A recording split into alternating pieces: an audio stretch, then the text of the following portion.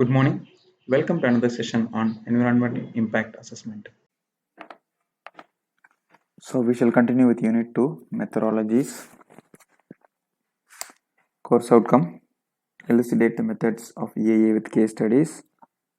Learning outcome, discuss the methods used in EIA. Specific outcomes, explanation of the checklist method of EIA.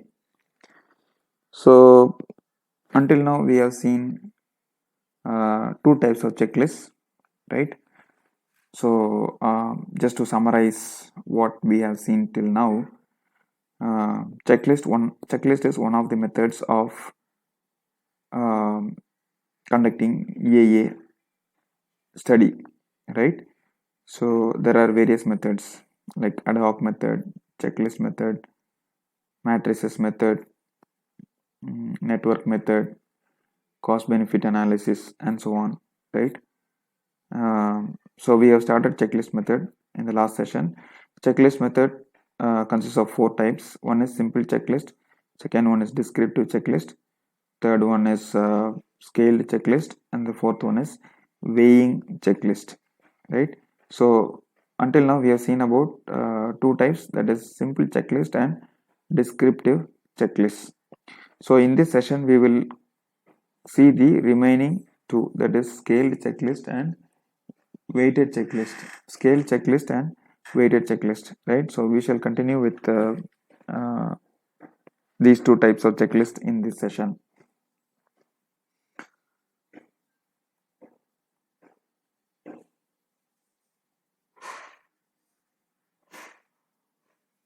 Right, so scaling checklist. Simple and descriptive checklists in general are strong in impact identification and are capable of bringing them to the attention and awareness of their audience. Impact identification is the most fundamental function of an EIA, and in this respect, all types of checklists, simple, descriptive, scaling, and weighing checklists do well.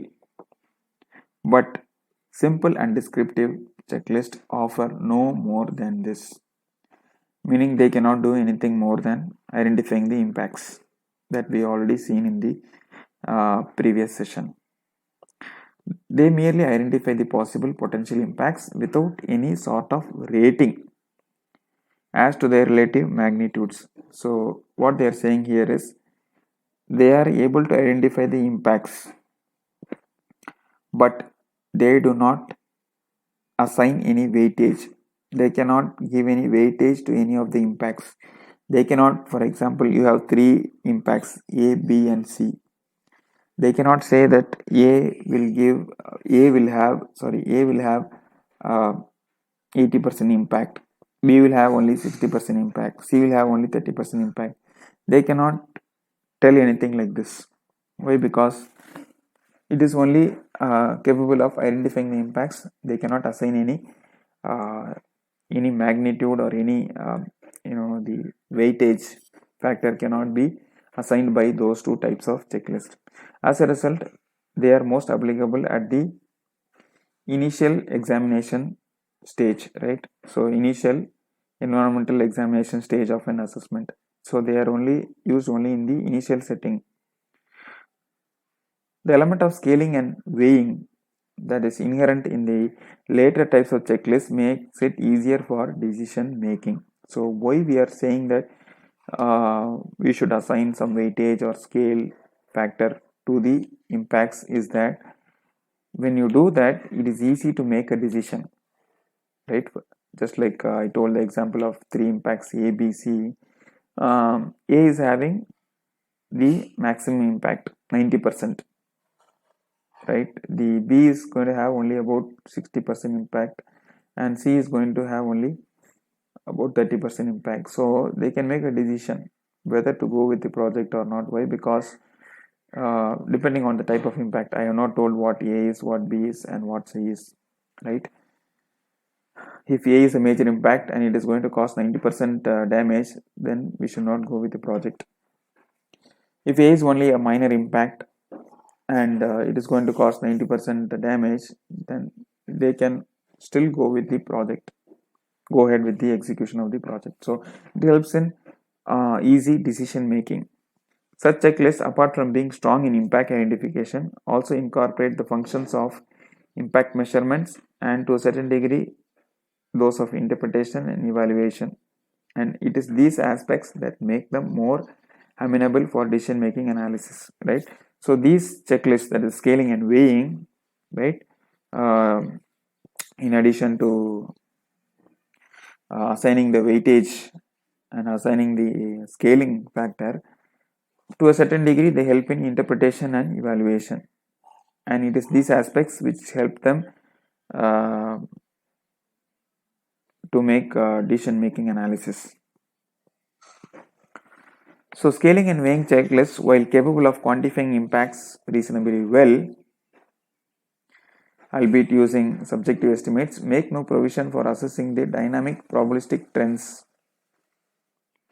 or for mitigation, right, enhancement and monitoring programs. Although they are able to do something more than identification, what is that they are able to do more than identification? They are able to not just identify the impacts, they are able to give some weightage and scaling factor to the impacts, and capable of telling that which impact is going to have major damage, which impact is going to have less damage, and so on, by applying the concept of weightage.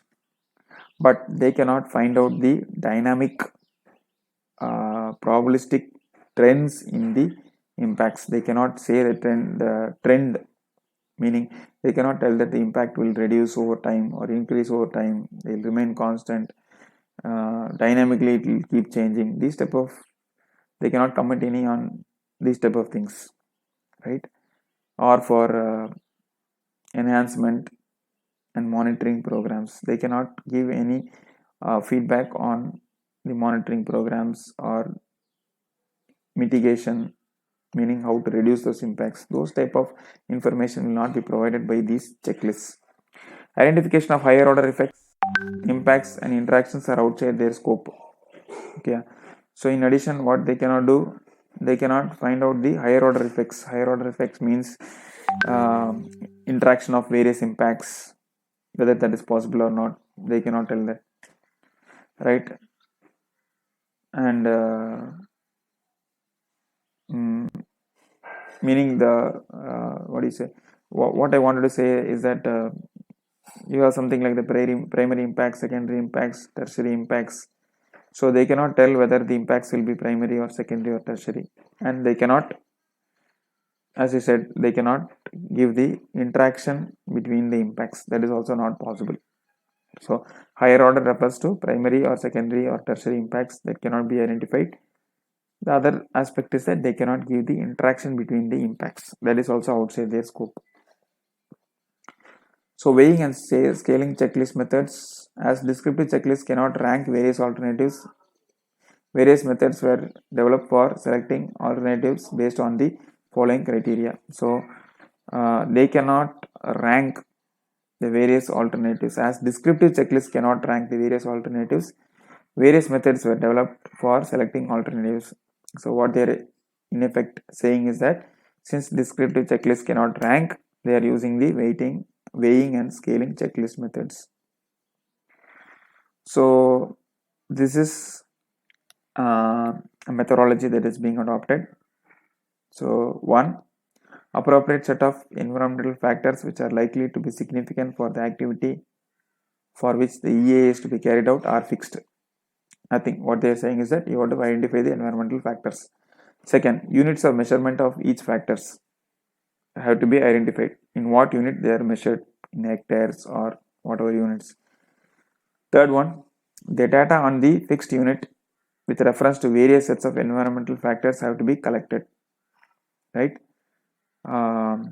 Fixed unit means what will be the reference frame?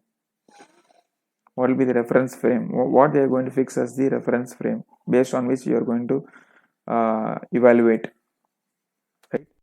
For example, what they are saying here is